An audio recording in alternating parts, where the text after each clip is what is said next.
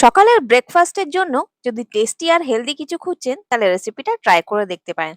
দেখে নিন step by step. যদি ভালো লাগলে লাইক শেয়ার সাবস্ক্রাইব অবশ্যই করবেন। তো এখানে এই রেসিপিটা তৈরি করার জন্য আমি নিয়ে নিচ্ছি 1 বাটি আটা। আমি ইউজ করছি গমের আটা। এর মধ্যে দিয়ে দিলাম হাফ চা চামচ নুন আর 1 বড় চামচ তেল। চাইলে আপনারা আটার পরিবর্তে ময়দা নিতে পারেন। এখানে আমি বিট নিয়ে নিয়েছি। বিট এখন পাওয়াই যাচ্ছে। আর অর্ধেক ইউজ করলাম। এইভাবে ছোট গ্রেটারটা দিয়ে আমি গ্রেট করে নিয়েছি। চাইলে আপনারা এটাকে পেস্ট করেও নিতে পারেন অথবা এর জুসটাও ইউজ করতে পারেন। জুস নিয়ে নিলে পরে আর জল লাগবে না। ওটা দিয়ে আপনারা মেখে নিতে পারেন। একটু টাইট ডো তৈরি করব অল্প, অল্প জল দিয়ে একটু টাইট ডোটা তৈরি করবেন। আর বিটরুট আমি খুব বেশি দিইনি। যার জন্য এটার কালার একেবারে পিঙ্ক এসছে দেখুন। আর দানা, দানা ভাবটা যেটা আসছে আমি এটা গ্রেট করে দিয়েছি বলে এসেছে। যদি আপনারা জুস ইউজ করেন তাহলে কিন্তু আসবে না। এখানে এবার এটাকে রেস্টে রাখছি। একটু তেল মাখিয়ে সাইডে রেখে দিলাম।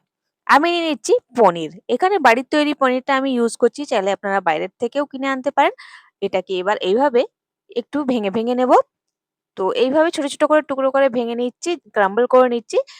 একেবারে একদম মেশি করবেন না ভর্তার মতন। এখানে একটা আমি নিয়ে নিচ্ছি চপার। চপারের মধ্যে কিছু সবজি নিয়ে নেব। যেমন গাজর, ক্যাপসিকাম আর পেঁয়াজ। এর সাথে আমি একটু বাঁধাকপিও নিচ্ছি। ইচ্ছা মতন আপনারা সবজিগুলো চেঞ্জ করে নিতে পারেন। এখানে ২ টো কাঁচা লঙ্কা দিয়ে দিলাম। এটাকে ভালো করে গ্রেট করে নেব। একদম মিহি করে নিচ্ছি। এই দেখুন হয়ে গেছে আমাদের। চপার না থাকলে আপনারা হাত দিয়েও চপ করে নিতে পারেন। কিন্তু একদম মিহি করে করবেন। সবজিটাকে সাইডে রেখে দিচ্ছি। এবার নিয়ে নিচ্ছি একটা প্যান। এটার মধ্যে দিয়ে দিচ্ছি ১ বড় চামচের মতন তেল। সাদা তেল ইউজ করছি। এর মধ্যে দিয়ে দেব রসুন কুচি। রসুনটা একটু পিঙ্ক, পিঙ্ক মনে হচ্ছে কারণ বিটরুট যেটা গ্রেট করেছিলাম যেটা দিয়ে সেটা দিয়েই গ্রেট করে নিয়েছি। এটাকে একটু তেলে ভেজে নেব। ভালো একটা সুগন্ধ আসতে শুরু করলো। এরপর আমি দিয়ে দিলাম এখানে সবজি যেটা আমরা কেটে রেখেছিলাম সরি চপ করে রেখেছিলাম। স্বাদ মতো নুন দিয়ে দেবেন আর দিয়ে দেবেন এখানে কালো মরিচের গুঁড়ো। অন্য কোনো মসলা যাবে না এটাতে। এম এটা এমনিই থাকবে। ভালো করে এটাকে কষিয়ে নেব। হাই ফ্লেমে করবেন যাতে সবজি খুব একটা জল না ছেড়ে দেয়। কারণ আর এটা আমরা বেশিক্ষণ কুক করব না। কারণ এটা নেতিয়ে যাবে। সবজি সফট হয়ে যাওয়ার কোনো প্রয়োজন নেই। এটা জাস্ট এমনি জলটা শুকিয়ে নিচ্ছি আমরা। এটাকে এড করে দিচ্ছি আমি পনিরের মধ্যে। আর এটার মধ্যে একটু দিয়ে দিলাম ধনেপাতা কুচি। আর একটু আমি এখানে কালো মরিচের গুঁড়ো দিচ্ছি যাতে খেতে ভালো লাগবে। এটার মধ্যে দিয়ে দিচ্ছি ১ বড় চামচের মতন কেচাপ। টমেটো সস দেওয়ার পর ১ বড় চামচই আমি দিয়ে দিচ্ছি এখানে রেড চিলি সস। দেওয়ার পর এগুলোকে ভালো করে মিক্স করে নেব। এই দুটো দিলে কিন্তু টেস্টটা না খুব ভালো লাগে। এরপর আটাটাকে আমরা আবার একবার মেখে নেব। প্রায় ১৫-২০ মিনিট রেখে দিয়েছিলাম। ১০ মিনিট রাখলেও হবে। এটাকে আমি বেলে নিলাম। একটু মোটাই বেলবেন। একটু আটা লাগিয়ে ভালো করে বেলে নিয়েছি। আর এরকম ছোট বাটি দিয়ে যে কটা কাটা যায় এভাবে কেটে নেবেন। একটু মোটাই আমি রেখেছি।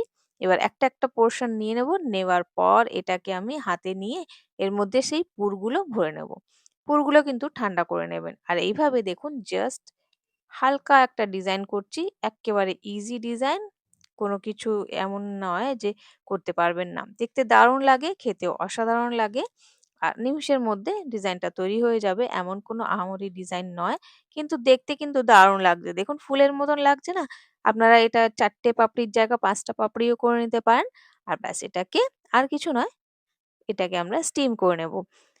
আর এইভাবে দেখুন একটা ছিদ্রযুক্ত আমি নিয়ে নিয়েছি। তার মধ্যে নিচে দিয়ে নিয়েছি জল। এটাকে ভাপিয়ে নেব ব্যাস ১০ থেকে ১২ মিনিটের জন্য। তৈরি হয়ে গেল আমাদের হেলদি একটা ব্রেকফাস্ট। মোমোও বলতে পারেন। আর নিমিষের মধ্যে তৈরি হয়ে যায়। আর হেলদি তো বটেই। চাটনির সাথে এনজয় করবেন। যদি রেসিপিটা ভালো লেগে থাকে লাইক, শেয়ার, সাবস্ক্রাইব করে যাবেন অবশ্যই। Bye, have a nice day.